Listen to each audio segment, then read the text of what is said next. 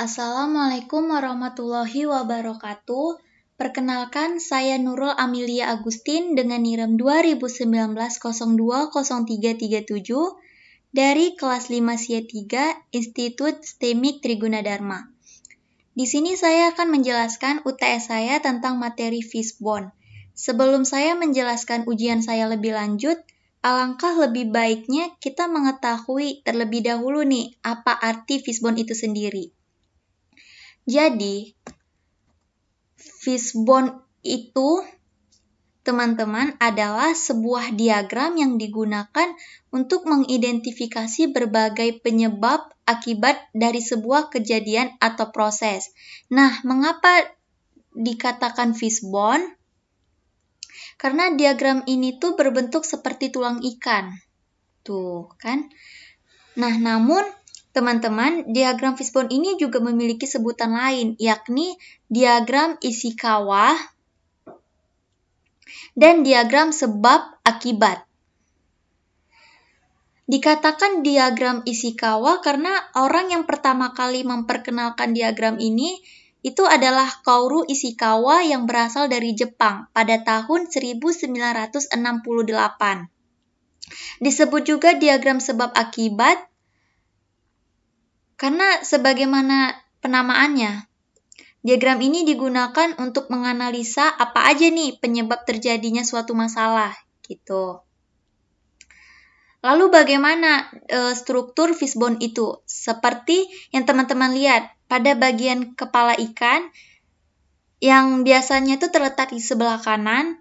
Nah, pada bagian ini itu dituliskan tuh masalah atau topik yang akan dianalisa atau kita cari tahu apa penyebab masalahnya. Nah, kemudian pada bagian tulang ikan yang di sebelah kiri ini, dituliskanlah penyebab yang kemungkinannya itu terjadi. Kategori faktor-faktornya itu adalah diantaranya 4M yang digunakan dalam manufaktur seperti mesin, method, material, manpower, dan HP itu digunakan dalam industri jasa seperti produk or service, price, place, promotion, people, process, physical evidence, productivity, and quality. Terus selanjutnya ada 4S yang biasanya digunakan dalam industri jasa seperti surroundings, suppliers, systems, and skills. Terus ada juga nih M yang lainnya seperti Mother Nature or environment, measurement or inspection, maintenance, manpower, and management.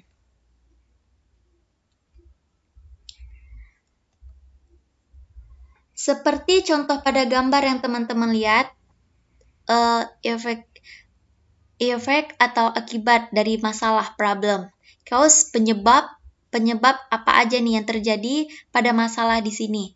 Seperti ada people, management, process, environment, equipment, and materials.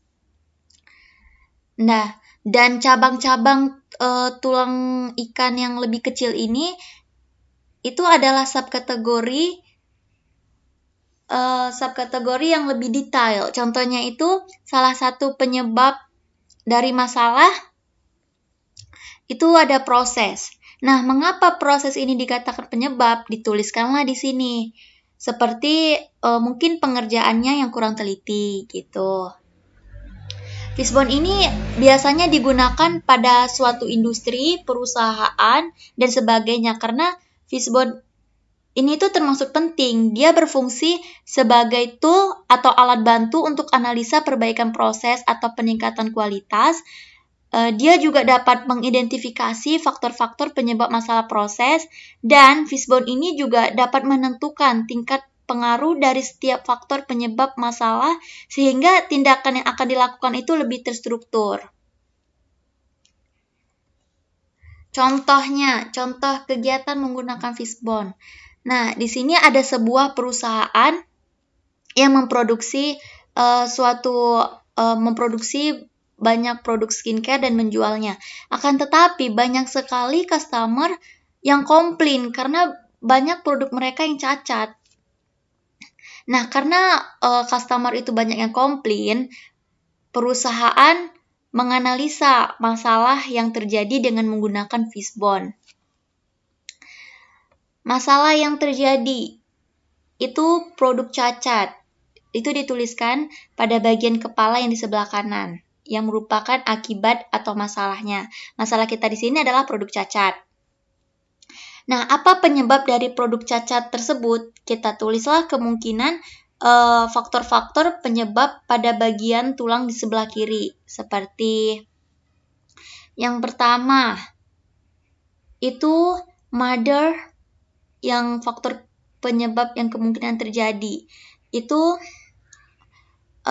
mother nature or environment atau lingkungan. Nah, lingkungan di sini maksudnya bagaimana sih kondisi proses tersebut beroperasi? Nah, faktor lingkungan ini meliputi lokasi, waktu, suhu, dan budaya. Contohnya, faktor penyebab produk cacat karena lingkungannya di mana kondisi di dalam pabrik ternyata panas, bising, dan kotor berdebu. Terus penyebab yang kedua itu metode kerja. Bagaimana proses yang dilakukan dan persyaratan khusus untuk melakukannya. Nah, ternyata karena karyawannya itu tidak menaati prosedur yang ditetapkan. Terus juga kurangnya komunikasi dari atasan dan bawahan sehingga terjadilah produk cacat tersebut. Terus penyebab yang kedua, karena mesin. Mesin itu peralatan yang diperlukan untuk menyelesaikan pekerjaan. Masalah di sini karena keterbatasan jumlah mesin dan ditambah lagi dengan kurangnya pemeliharaan mesin. Kurang dirawat, jadinya sehingga mesin itu jadi cepat rusak gitu. Jadi untuk memproduksi produk yang bagus itu kurang memadai. Terus penyebab yang selanjutnya itu manpower atau manusia. Nah, manusia di sini itu maksudnya siapa aja nih yang terlibat dengan proses atau bagaimana sih kondisi tenaga kerjanya? Dan ternyata tenaga kerjanya itu merasa jenuh. Terus tenaga kerjanya juga kurang disiplin, tenaga kerjanya lalai, dan tenaga kerjanya itu kurang terampil. Terus penyebab yang terakhir itu material atau bahan-bahan yang digunakan untuk menghasilkan produk. Masalahnya di sini itu ada pada bahan baku. Di sini karena mutu bahan baku ternyata tidak sesuai dengan standar. Seperti mungkin bahan-bahannya itu sudah kadaluarsa atau bahan-bahannya itu ada menggunakan bahan-bahan yang berbahaya seperti mengandung zat-zat kimia. Dan karena bahan-bahannya seperti itu juga ditambah lagi dengan pemeriksaannya yang kurang ketat seperti tidak lulus MUI dan juga tidak lulus BPOM gitu. Seperti itu dia. Nah, cukup sekian penjelasan saya. Mohon maaf jika ada kesalahan karena saya masih dalam tahap belajar. Semoga ini dapat bermanfaat. Sekian dan terima kasih. Wassalamualaikum warahmatullahi wabarakatuh.